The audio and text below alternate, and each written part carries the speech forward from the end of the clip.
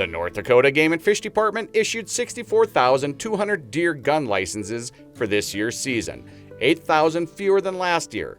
The main reason for the decrease in tags was an EHD outbreak in 2021 in white-tailed deer in central North Dakota. Luckily this year we never saw an EHD deer this year that came through our lab, and so that was good news with the wet weather and stuff, habitat on the ground. Anecdotally so far we're seeing decent fawn production where there were deer on the landscape.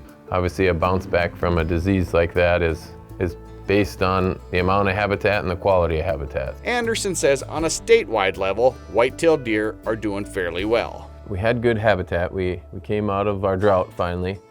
And so the habitat that was there was of good quality, and so that obviously helps a lot.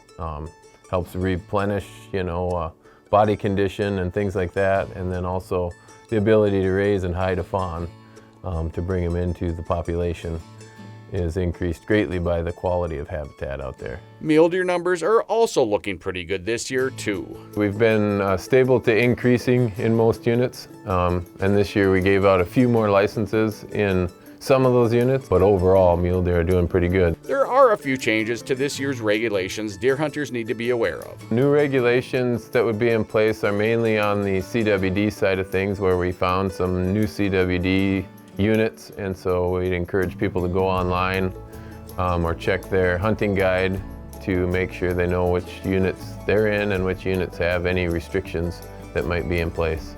Anderson also mentioned hunters need to be mindful of farmers and ranchers as they are busy with fall field work at this time of year. This is Mike Anderson in the North Dakota Outdoors.